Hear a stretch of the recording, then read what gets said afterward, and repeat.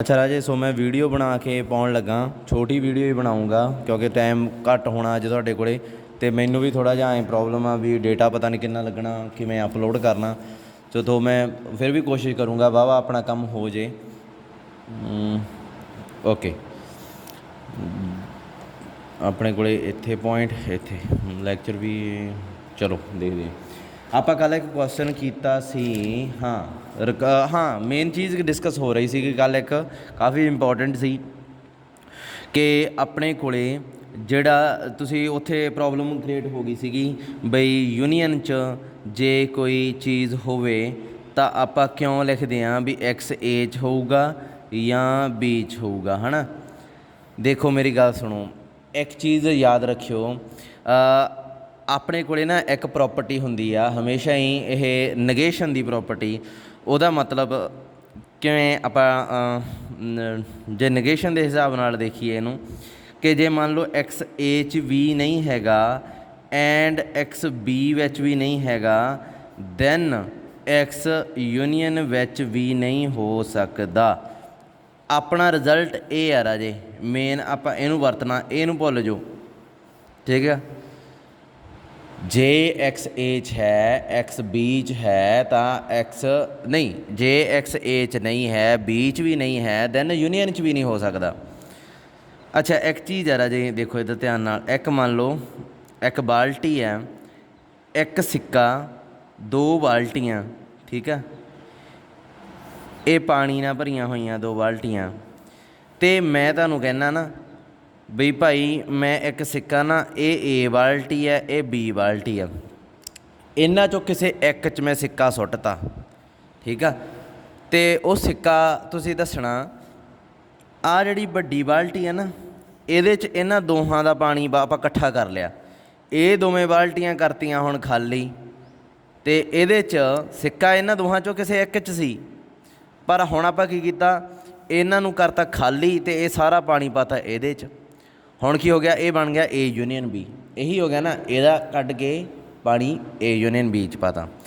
हुण सिक्का जिहड़ा मैनूं दसो, मैं तुहानूं कहा भी ए च होऊगा जां बी च होऊगा, दोहां चों एक च तां होऊगा ही होऊगा।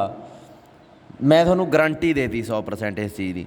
तुसीं की कीता उस टाइम ही चक के दोहां दा पानी ए यूनीयन बी च पा लिया, तो ਇਹਦਾ मतलब सिक्का ਇਹਦੇ च डेफिनेटली हैगा, ਇੱਥੇ ਪਿਆ ਹੋਊਗਾ।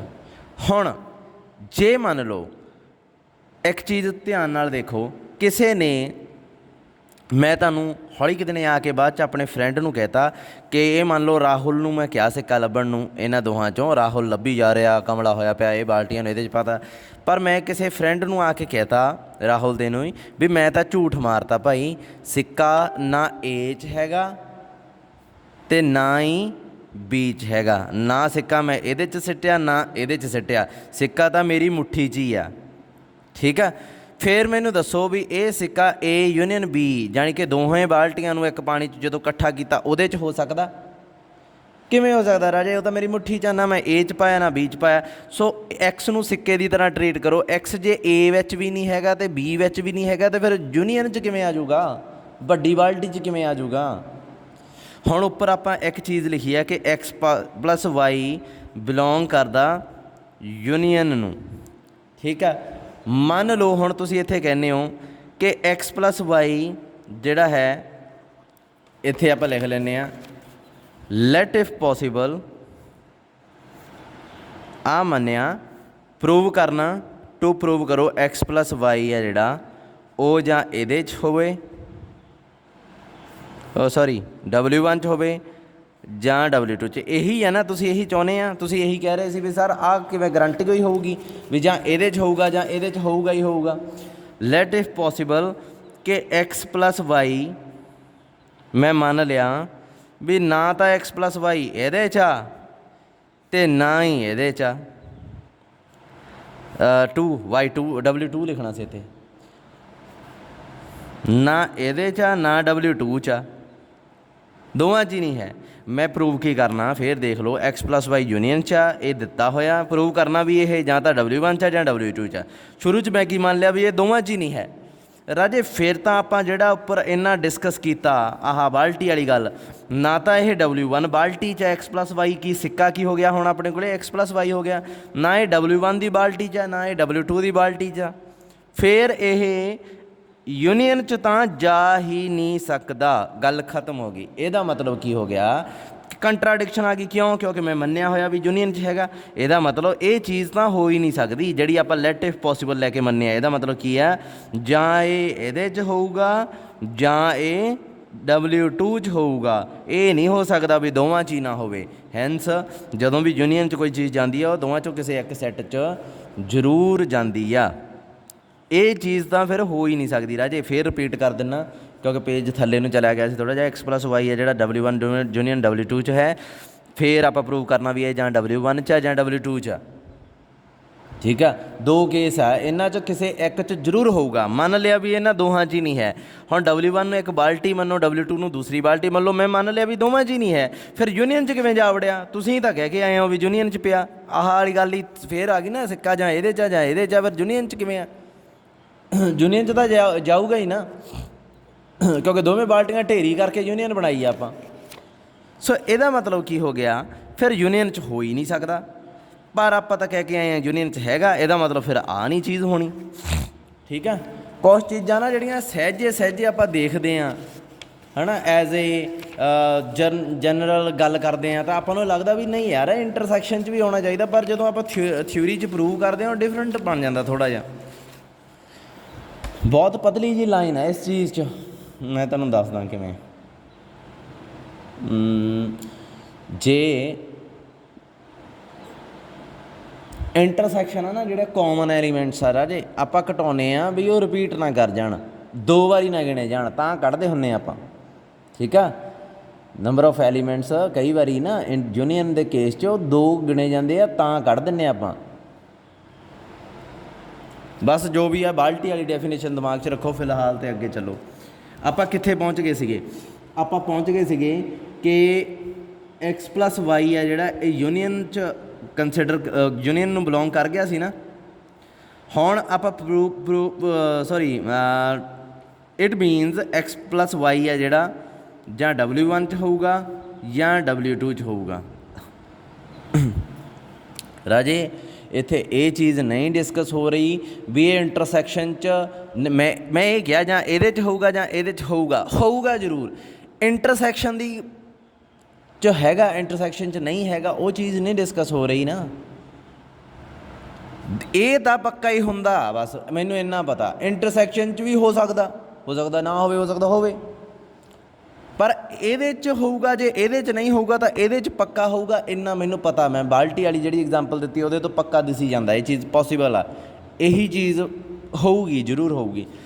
ਸੋ ਉਸ ਹਿਸਾਬ ਨਾਲ ਆਪਾਂ ਪ੍ਰੂਵ ਕਰਾਂਗੇ। ਵੈਸੇ ਵੀ ਜਦੋਂ ਮੈਂ ਉਹ ਬਾਲਟੀ ਵਾਲੀ ਪਾਣੀ ਵਾਲੀ ਐਗਜ਼ਾਮਪਲ ਦਿੱਤੀ ਆ, ਤੁਹਾਨੂੰ ਜੈਨੂਅਨ ਜਿਹਾ ਲੱਗਿਆ ਕਿ ਨਹੀਂ? ਉੱਥੋਂ ਇੱਦਾਂ ਹੋਣਾ ਚਾਹੀਦਾ ਸੀ ਨਾ। ਐਂਡ ਇੱਕ ਚੀਜ਼ ਦੇਖੋ ਰਾਜੇ, ਜਿਵੇਂ ਨਾ ਮੰਨ ਲਓ ਤੁਸੀਂ ਇਹ ਮੰਨਣਾ ਚਾਹੁੰਦੇ ਹੋ ਵੀ ਨਹੀਂ ਸਰ ਅਸੀਂ ਤਾਂ 3 ਕੇਸ ਲੈਣੇ ਆ। ਇਹ ਲਾਸਟ ਡਿਸਕਸ਼ਨ ਹੈ ਇਸ ਟੌਪਿਕ ਦੇ ਉੱਪਰ। ਮੰਨ ਲਓ ਇੰਟਰਸੈਕਸ਼ਨ ਹੈ W1, ਇਹ ਆ ਗਈ W2। ਠੀਕ ਆ, ਮੰਨ ਲਓ ਤੁਹਾਡੇ ਦਿਮਾਗ 'ਚ ਪਤਾ ਕੀ ਚੱਲ ਰਿਹਾ? ਤੁਹਾਡੇ ਦਿਮਾਗ 'ਚ ਚੱਲ ਰਹੇ ਆ ਤਿੰਨ ਪਾਰਟ। ਇੱਕ ਤਾਂ S1 ਰੀਜ਼ਨ ਇਹ ਵਾਲਾ, ਇੱਥੋਂ ਤੱਕ।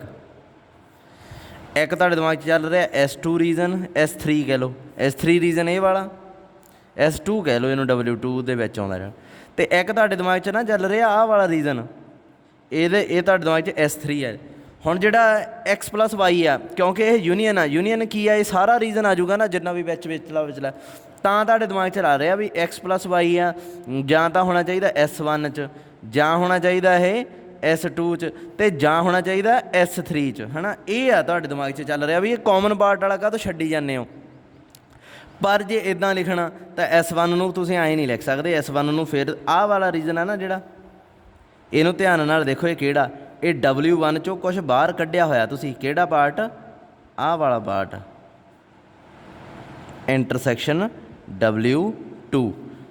S3 ਆ ਜਿਹੜਾ W1 ਅਤੇ W2 ਦੀ ਇੰਟਰਸੈਕਸ਼ਨ ਆ ਨਾ, ਇਹ ਵਾਲਾ ਪਾਰਟ ਕਿਹੜਾ ਹੋ ਗਿਆ? S1। ਜਾਂ ਤਾਂ XY ਇਹਦੇ 'ਚ ਹੋਊ, ਫੇਰ ਲਿਖ ਲਓ W1 ਇੰਟਰਸੈਕਸ਼ਨ W2 'ਚ ਵੀ ਹੋ ਸਕਦਾ X ਪਲੱਸ Y। ਉਸ ਤੋਂ ਬਾਅਦ ਆਹ ਕਿਹੜਾ ਆਊਗਾ? W2 माइनस इंटरसैक्शन कड्डो ना ये बाहर, फिर इंटरसैक्शन देखो W1 चो इंटरसैक्शन कढ़ती, W2 चो इंटरसैक्शन कढ़ती, तां करके इंटरसैक्शन च मैं एक्सट्रा फिर मन सकदा, फिर पा लो इत्थे भी और पा लो, इंटरसैक्शन वाले भी पा लो, इत्थे एक बारी होर और पा लो, ठीक है। फिर 3 केस आउंदे आ, जदों इंटरसैक्शन ये भी पई है, ये भी पई है, फिर अजे इंटरसैक्शन का अलग तो क्यों करांगे आपां, बस इन्ना कुछ याद रख लिओ। सो पहला केस आ गया इफ x प्लस वाई है जिहड़ा वो बिलोंग करदा W1 नूं।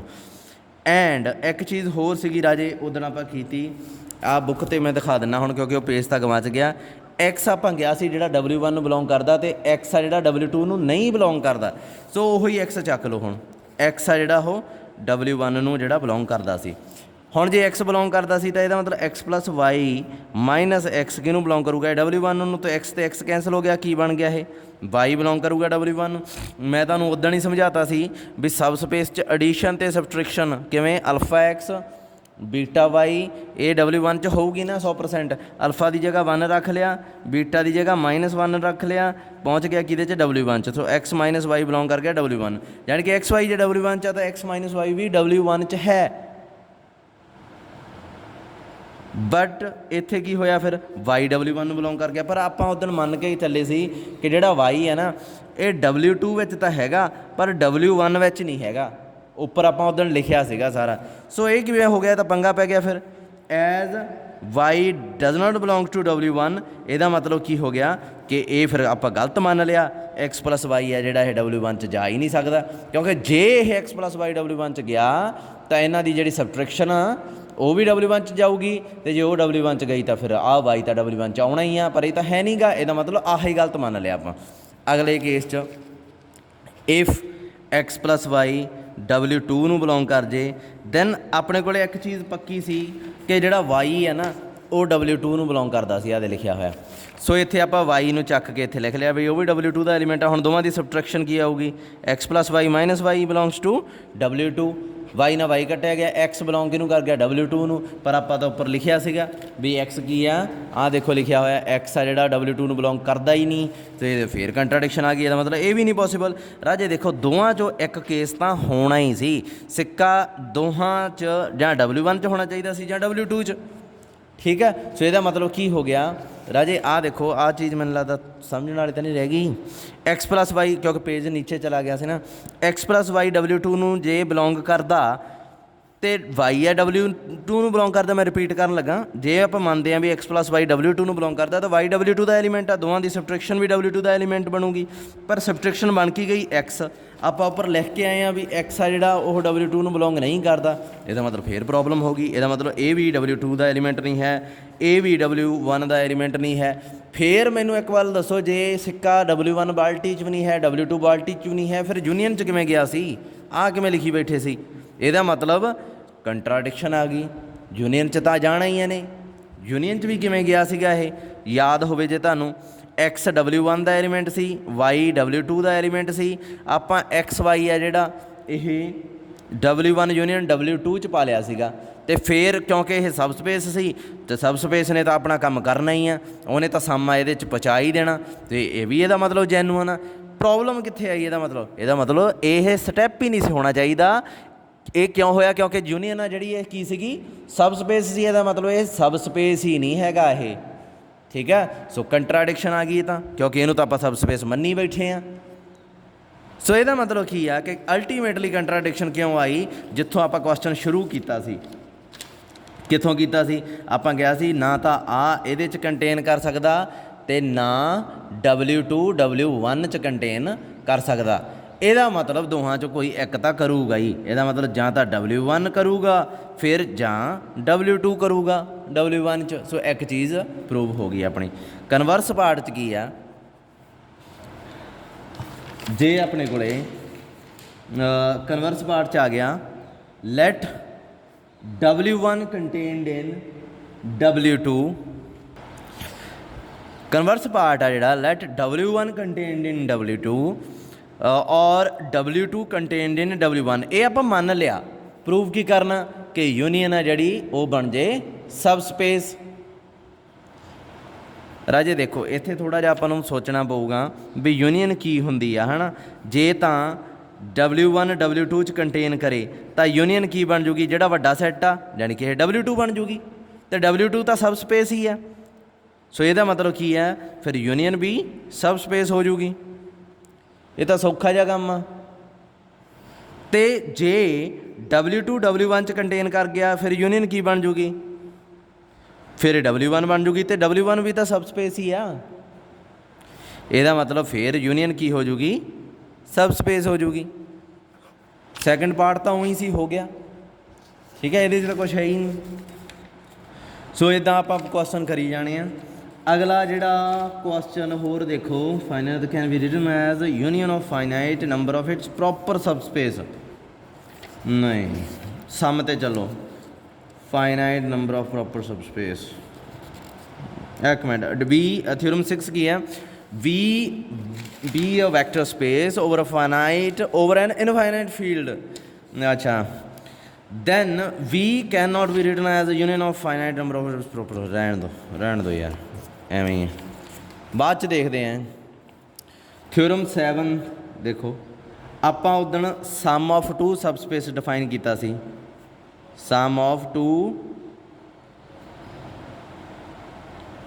सब स्पेसिस, ठीक है। तो किवें हुंदा है, W1 सब स्पेस है, W2 भी की है सब स्पेस है, किहदा V दा। W1 ते W2 का जिहड़ा सम है इहनूं किवें डिफाइन करना आपां, X ते Y दो एलीमेंट का सम करना। X आ जिहड़ा पहला सैट का एलीमेंट होऊगा, Y आ जिहड़ा ये दूसरे सैट का एलीमेंट होऊगा। क्लीयर है। हुण प्रूव करो भी ए V का सब स्पेस है। सब तो पहला की शो करा इनू, नॉन एम्पटी। किहड़ा एलीमेंट ये 100% हैगा राजे, जीरो है ना जिहड़ी, ये W1 च हैगी है, जीरो W2 च भी हैगी है। तो दोवां जीरोज़ का जे मैं सम कर दूँगा वो एलीमेंट किहदा बनूगा, पहली जीरो W1 की, दूजी जीरो W2 की, तो ये एलीमेंट ये पक्का आ गया। पर ये की बनूगा, 0 + 0 0। सो यदा मतलब W1 तो W2 है जिहड़ा, ये तो की हो गया नॉन एम्पटी। उस तो बाद एक चीज़ देखो राजे, ए एलीमेंट किहदा, W1 का, ए एलीमेंट किहदा, W2 का। W1 का एलीमेंट सीगा ये एलीमेंट सीगा W2 का। W1 किहदे च कंटेन हुंदा, V च, W2 किहदे च कंटेन हुंदा, V च। इहदा मतलब clearly for each X + Y belongs to W1 and W2, X belongs to V, Y belongs to V। इहदा मतलब की होगा, क्यों होया है, क्योंकि X W1 का एलीमेंट आ, Y भी W2 का एलीमेंट आ, दोवें ही सबसैट किहदे आ, तो V दे आ। इहदा मतलब यह V च चले गए। फिर इन्हां दा जो सम करूँगा वो V नूं बिलोंग करूँगा, 100% करूँगा, क्योंकि वो वैक्टर स्पेस आ। देखो एलीमेंट लिया किहदे चों सी, इहदे चों पहुँच किहदे गया, इहदे च। सो इहदा मतलब W1 + W2 है जिहड़ा है V का सबसैट हो गया, नॉन एम्पटी सबसैट तो हो गया। उस तो बाद दो एलीमेंट चक्को, पहला एलीमेंट मैं U लिया W1 + W2 चों, U एलीमेंट किहो जिहा होऊगा, ये होऊगा X1 + Y1। X1 एलीमेंट ले लो W1 का, Y1 एलीमेंट ले लो W2 का। सो इत्थे यह जिहा ही होऊगा ना, ये W1 का एलीमेंट है, W2 का एलीमेंट, ये सारे यह जिहे एलीमेंट पे आ। सो U V कुछ यह जिहा ही होऊगा। फिर V ले लो W1 एंड W2 चों, हुण V किहो जिहा होऊगा, पहला एलीमेंट W1 का, दूसरा एलीमेंट W2 का। सो X वाले एलीमेंट मैं W1 दे लए आ, Y वाले एलीमेंट आ जिहड़े मैं W2 दे लए आ। हुण एक कंसीडर करनी है चीज़, तुहानूं मैं पहलां भी दस्सिया होया किवें, अल्फा U बीटा V, ये कंसीडर करके इनू सिंपलीफाई करो। अल्फा U की है X1 + Y1, बीटा की है X2 + बीटा तो वही है V की है Y2। इनू सिंपलीफाई करो, अल्फा X1 अल्फा Y1 एक एलीमेंट बन गया, बीटा X2 बीटा Y2 ये दूसरा एलीमेंट बन गया। हुण तुसीं की करना, इनू अल्फा X वाले अड कर लो, अल्फा X1 बीटा X2 इनू अलग कर लिया, तो अल्फा Y1 बीटा Y2 ये अलग कर लिया। राजे इनू ध्यान ना देखो कि X1 एलीमेंट किहदा ते X2 एलीमेंट किहदे सीगे, ये दोवें W1 दे एलीमेंट आ। जे मैं इन्हां नाल अल्फा ते बीटा लावां तो की एलीमेंट जो नवा W1 का ना होगा क्यों W1 की आ सब स्पेस। सो यदा मतलब यदा एलीमेंट जो पहला एलीमेंट है ये तो W1 का हो गया। हुण देखो दूजा एलीमेंट W2 का होगा वो भी होगा क्यों Y1 एलीमेंट की W2 का, Y2 की ये भी W2 का। सो यदा मतलब ये अल्फा Y1 बीटा Y2 लाया तो ये W2 का एलीमेंट आ, ये W2 का एलीमेंट बन गया। मेरा पेन भी मुक गया। सो अल्टीमेटली अपना अल्फा यू बीटा भी एलीमेंट किहदा बन गया सम का।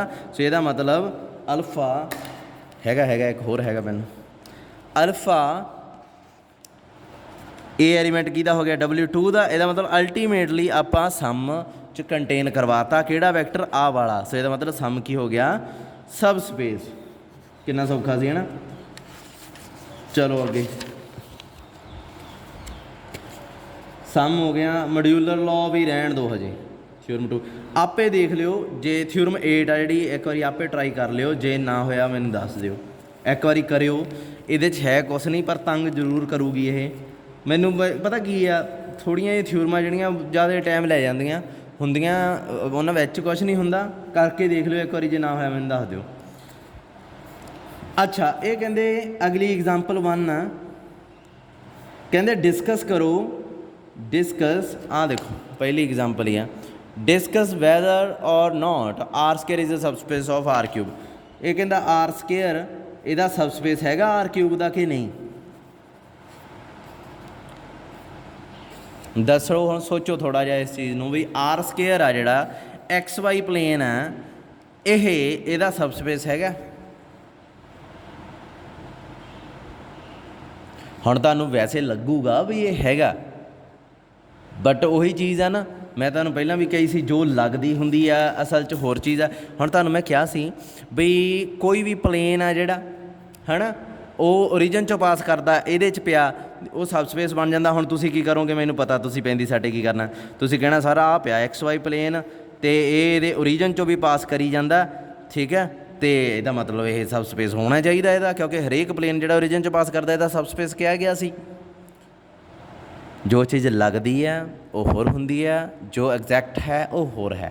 राजे ये प्लेन है ना जिहड़ा ये ते कोई भी पॉइंट जे तुसी ड्रॉ करोगे तो किह जाऊ मान लो आ पॉइंट आ मैं तुहानूं करदा भी ये पॉइंट दसो किह जाऊगा। सब तो पहला क्योंकि तुसी R3 दे विच हो ये पॉइंट आ जिहड़ा 3 ट्रिपल पॉइंट होएगा तो ये पॉइंट एक्स वाई प्लेन जिहड़ा इहदे च हुंदा ना आर क्यूब के अंदर वो पॉइंट पता किवें लिखते हैं आपां वो लिखते हैं 1 2 Z की जगह तो 0 पाई जाने हुंदे हुंदा ये 3 ट्रिपल ही आ पर Z की जगह तो 0 लिखी जाने हुंदे पर ये तो सारे ही पॉइंट 2 ट्रिपल आ। ये जिहड़ा प्लेन आ ना ये राजे आइसोमॉर्फिक आ R2 दे वर्गा ये R2 है नहीं। ये ध्यान रखियो इस चीज़ का समझ लगी। हुण तुसीं कहोगे भी सर ठीक आपां तां एक्स वाई प्लेन नूं इहदा ही कहंदे हुंदे आ एक्स वाई प्लेन हैगा ये कोई शक ही नहीं है एक्स वाई प्लेन पर ये आर स्केयर नहीं हैगा आर स्केयर दे आइसोमॉर्फिक आ। ये हौली हौली तुहानूं क्लीयर होना शुरू हो जाऊगा ठीक है। क्योंकि एक चीज़ देखो एक्स वाई पॉइंट आ जिहड़ा ये आर स्केयर का पॉइंट आ तो एक्स वाई 0 पॉइंट आ ना जिहड़ा ये एक्स वाई प्लेन का पॉइंट आ। ये दोवें इक्वल ही हुंदे आ इक्वलवेंट पर इन्हां नूं आपां ना आए नहीं लिख सकते इक्वल नहीं लिख सकते इक्वलेंट लिख सकते हैं मतलब इक्को जिही आ यार वो 2 पॉइंट ला ले वो तीजे नंबर पर 0 लिखती की फर्क आ पॉइंट की पोजीशन भी उही आऊगी सारा कुछ उही होऊगा A to Z सब सेम होऊगा इस प्लेन च ते इस प्लेन च। दैट्स वाई आपां की कहने आ ये दोवें हैगे आ आइसोमॉर्फिक ना कि इक्वल होना बहुत फर्क आ। इक्वैलिटी च तां बहुत कुछ आ जाता जिवें 1 2 3 पॉइंट इक्वल होणगे इधर A B C ला लिया तो आप उदों ही कह दें ना A है जिहड़ा 1 होगा B है जिहड़ा 2 होगा C है जिहड़ा 3 होगा। मैनूं दसो X का X के बराबर आ गया Y के बराबर आ गया तो फिर 0 किहदे बराबर आ नहीं लिख सकते हैं। सो इत्थे एक ही चीज़ इन्होंने लिखी आ ये कहते भाई ए भी पॉइंट आ जिहड़े आर स्केयर च ते ए वाले पॉइंट आ जिहड़े आर क्यूब दे विच तां है ही नहीं। सो सबसैट ही नहीं बन रहा इहदा आर क्यूब च ये वाले पॉइंट होंगे ही नहीं। सो आर स्केयर आ जिहड़ा तो सबसैट ही नहीं बनया आर क्यूब का। सो ये सब स्पेस किवें बन जू सो नॉट सब स्पेस ठीक है। ਅੱਗੇ ਚੱਲੋ। ਅੱਗੇ ਆ ਜਿਹੜੀ ਐਗਜ਼ਾਮਪਲ 3 ਹੈ ਇਹ ਤੁਸੀਂ ਆਪ ਕਰਨੀ ਆ, ਕਿਉਂਕਿ ਮੈਂ ਇਹਦੇ ਵਰਗੇ ਕੁਐਸਚਨ ਕਰਵਾ ਚੁੱਕਾ ਆਲਰੇਡੀ। W1 ਆ ਜਿਹੜਾ R3 ਦਾ ਸਬ ਸਪੇਸ ਸ਼ੋ ਕਰਨਾ, ਇੱਕ ਇਹੋ ਜਿਹੇ ਪੁਆਇੰਟ ਹੈ ਇਹਦੇ 'ਚ x00 ਆਹ ਵਾਲਾ, ਇਹ XY ਪਲੇਨ ਹੀ ਆ ਗਿਆ ਨਾ। ਹੁਣ ਦੇਖੋ ਇੱਕ ਚੀਜ਼ ਦੇਖਿਓ, W2 ਆ ਜਿਹੜਾ R³ ਦਾ ਸਬ ਸਪੇਸ ਆ ਜਾਣਾ। W2 ਆ ਨਾ ਜਿਹੜਾ, ਇਹਦੇ 'ਚ ਪੁਆਇੰਟ ਦੇਖੋ ਕਿਹੜੇ ਆ, x ਤੇ y ਤੀਜੇ ਨੰਬਰ 'ਤੇ 0। ਇਹ W2 ਆ ਨਾ ਜਿਹੜਾ, ਇਹ R² ਦੇ ਆਈਸੋਮੋਰਫਿਕ ਆ 100%, ਮਤਲਬ R² ਵਰਗਾ ਸਾਰਾ ਕੁਛ ਇਹਦੇ 'ਚ। ਪਰ R² ਆ ਨਾ ਜਿਹੜਾ, ਉਹ R³ 'ਚ ਕੰਟੇਨ ਨਹੀਂ ਸੀ ਕਰਦਾ। ਪਰ ਇੱਥੇ ਤਾਂ ਉਹ ਪ੍ਰੋਬਲਮ ਹੈ ਨਹੀਂ। ਕਿਉਂ ਨਹੀਂ ਹੈ? ਕਿਉਂਕਿ W2 ਆ ਜਿਹੜਾ ਇਹ ਕੰਟੇਨ ਕਰੂਗਾ, ਕਿਉਂਕਿ ਇਹਦੇ 'ਚ 3 ਟਪਲ ਐਲੀਮੈਂਟ ਆ, ਸੋ ਇਹਨੇ ਸਬ ਸਪੇਸ ਵੀ ਬਣ ਜਾਣਾ। ਬਸ ਇੰਨੀ ਕੁ ਗੱਲ ਸੀ, ਠੀਕ ਆ। ਅੱਗੇ ਦੀ ਅੱਗੇ ਆਪਣੇ ਕੋਲ 25 ਮਿੰਟ ਦਾ ਲੈਕਚਰ ਹੋ ਗਿਆ। ਅੱਗੇ ਐਗਜ਼ਾਮਪਲ 3 ਦੇਖੋ। ਇਹ ਕਹਿੰਦੇ ਨਾ ਚੈੱਕ ਕਰੋ ਵੀ R4, ਹੁਣ 4th ਡਾਇਮੈਂਸ਼ਨ 'ਚ ਚਲੇ ਗਏ। ਇਹ ਵੈਕਟਰ ਸਪੇਸ ਲੈ ਲਿਆ ਇਹਨਾਂ ਨੇ ਓਵਰ ਦਾ ਫੀਲਡ ਰੀਅਲ ਨੰਬਰ। ਇਹ ਕਹਿੰਦਾ ਅਸੀਂ ਤੁਹਾਨੂੰ ਸੈੱਟ ਦਿੰਨੇ ਆ A B ਆ ਜਿਹੜੇ ਦੋਵੇਂ ਐਲੀਮੈਂਟ ਕਿਹੜੇ ਇੰਟੀਜ਼ਰ ਆ। ਇਹ ਕਹਿੰਦੇ ਚੈੱਕ ਕਰੋ W ਇਹਦਾ ਸਬ ਸਪੇਸ ਬਣਦਾ ਕਿ ਨਹੀਂ ਬਣਦਾ। ਹੁਣ ਇਹ ਚੈੱਕ ਕਰਨਾ ਤਾਂ ਬਹੁਤ ਸੌਖਾ, ਪਤਾ ਕਿਵੇਂ? ਇੱਕ ਚੀਜ਼ ਯਾਦ ਰੱਖਿਓ ਰਾਜੇ ਕਿ ਸਭ ਤੋਂ ਪਹਿਲਾਂ ਜਦੋਂ W ਦੀ ਫੀਲਡ ਦੇਖੋ ਕਿਹੜੀ ਹੈ। ਜੇ ਮੈਂ ਤੁਹਾਨੂੰ ਕਹਾਂ W ਦੀ ਫੀਲਡ, ਜੇ ਦੇਖੇ ਐਲੀਮੈਂਟ 4 ਟਪਲ ਐਲੀਮੈਂਟ ਆ ਨਾ, ਸਕੇਲਰ ਮਲਟੀਪਲੀਕੇਸ਼ਨ, ਚਲੋ ਛੱਡੋ ਯਾਰ ਜ਼ਿਆਦਾ ਡੀਪ ਹੋ ਜਾਣਾ। ਫਿਰ ਅੱਗੇ ਮੈਂ ਇੱਕ ਦਿਨ ਪੜ੍ਹਾਤਾ, ਫਿਰ ਉਹ ਥੋੜ੍ਹਾ ਜਿਹਾ ਮੈਨੂੰ ਲੱਗਣ ਲੱਗ ਜਾਂਦਾ ਵੀ ਜ਼ਿਆਦਾ ਹੋਈ ਜਾਂਦਾ, ਫਿਰ ਬੱਚੇ ਵੀ ਤੰਗ ਹੋ ਜਾਂਦੇ ਆ। ਜੋ ਬੈਟਰ ਆ BSc ਲੈਵਲ ਤੱਕ ਹੀ ਰੱਖਿਆ ਜਾਵੇ। ਇੱਕ ਚੀਜ਼ ਧਿਆਨ ਨਾਲ ਦੇਖੋ, ਜਿਹੜੇ ਫੀਲਡ ਆ ਵੈਕਟਰ ਸਪੇਸ ਦੀ ਅਤੇ ਸਬ ਸਪੇਸ ਦੀ ਸੇਮ ਹੁੰਦੀ ਆ। ਸੋ ਫੀਲਡ ਤਾਂ ਆਹੀ ਰਹਿਣੀ ਆ ਭਾਈ, ਰੀਅਲ ਨੰਬਰ ਇਹਦੀ ਵੀ ਅਤੇ ਇਹਦੀ ਵੀ, ਠੀਕ ਹੈ, ਡਨ। ਇਹਦੇ 'ਚ ਐਲੀਮੈਂਟ ਕਿਹੜੇ ਆ? ਇਹ ਵੀ ਇੰਟੀਜ਼ਰ, ਇਹ ਵੀ ਇੰਟੀਜ਼ਰ, ਇਹ ਵੀ ਇੰਟੀਜ਼ਰ, ਇਹ ਵੀ ਇੰਟੀਜ਼ਰ। ਰਾਜੇ ਸਕੇਲਰ ਚੱਕ ਲਓ √2 ਅਤੇ ਐਲੀਮੈਂਟ ਚੱਕ ਲਓ, ਇਹਦਾ ਐਲੀਮੈਂਟ ਚੱਕ ਲਓ, ਇੰਟੀਜ਼ਰ ਲੈਣਾ 1 1 1 1। ਸੌਖਾ ਹੀ ਹੈ ਨਾ। ਸਕੇਲਰ ਮਲਟੀਪਲੀਕੇਸ਼ਨ ਹੈ ਜਿਹੜੀ, ਉਹ ਕੀ ਬਣੂਗੀ? √2 1 1 1 1। ਪ੍ਰੋਡਕਟ ਕਰੋਗੇ ਕੀ ਆ ਜਾਊਗਾ? ਚਾਰੇ ਜਗ੍ਹਾ 'ਤੇ √2 ਰਾਜੇ ਮੈਨੂੰ ਦੱਸੋ ਇਹ ਐਲੀਮੈਂਟ ਆ ਜਿਹੜਾ, ਕਿਉਂਕਿ W ਸਬ ਸਪੇਸ ਆ, ਸਬ ਸਪੇਸ ਤਾਂ ਵੈਕਟਰ ਸਪੇਸ ਹੋਣਾ ਚਾਹੀਦਾ। ਵੈਕਟਰ ਸਪੇਸ ਹੋਊਗਾ ਤਾਂ ਆਹ ਜਿਹੜੀ ਪ੍ਰੋਡਕਟ α x ਵਾਲੀ ਹੈ W 'ਚ ਜਾਊਗੀ ਨਾ, ਪਰ ਇਹ W 'ਚ ਜਾ ਰਹੀ ਆ ਨਹੀਂ। ਕਿਉਂ? ਕਿਉਂਕਿ A ਅਤੇ B ਇੰਟੀਜ਼ਰ ਹੈ। ਸੋ ਇਹਦਾ ਮਤਲਬ ਨਾ ਤਾਂ ਆਹ ਇੰਟੀਜ਼ਰ ਆ, ਨਾ ਇੰਟੀਜ਼ਰ ਆ। ਇੰਟੀਜ਼ਰ ਹੈ ਨਹੀਂ ਕਿ ਇਹਦਾ ਮਤਲਬ ਇਹ ਗਈ ਨਹੀਂ। ਇਹਦਾ ਮਤਲਬ ਕੀ ਆ? W ਦਾ ਵੈਕਟਰ ਸਪੇਸ ਹੀ ਨਹੀਂ ਬਣ ਰਿਹਾ, ਅਤੇ ਸਬ ਸਪੇਸ ਕਿਵੇਂ ਬਣ ਜੂ? ਸੋ ਖਤਮ ਹੋ ਗਿਆ ਕਿੱਸਾ। ਸਮਝ ਲੱਗੀ? ਸੋ ਇਸ ਤਰੀਕੇ ਨਾਲ ਤੁਸੀਂ ਚੈੱਕ ਕਰੀ ਜਾਓਗੇ। ਅੱਗੇ ਦੇਖ ਲਓ, ਪਤਾ ਨਹੀਂ ਕਿੰਨੀ GB ਦਾ ਲੈਕਚਰ ਬਣ ਗਿਆ ਹੋਣਾ, ਮੈਨੂੰ ਲੱਗਦਾ ਇਹ। ਪਰ ਕੋਈ ਨਾ ਯਾਰ, ਜਿੰਨਾ ਤੁਹਾਡਾ ਬਣਦਾ ਉਹਨਾਂ ਦਾ ਆਪਾਂ ਨੂੰ ਮੋੜਨਾ ਹੀ ਪੈਣਾ ਨਾ। ਐਗਜ਼ਾਮਪਲ 4 W ਆਪਣੇ ਕੋਲ ਨਾ, ਇਹ ਕਹਿੰਦਾ V3 ਲੈ ਲਈ ਭਾਈ ਅਸੀਂ।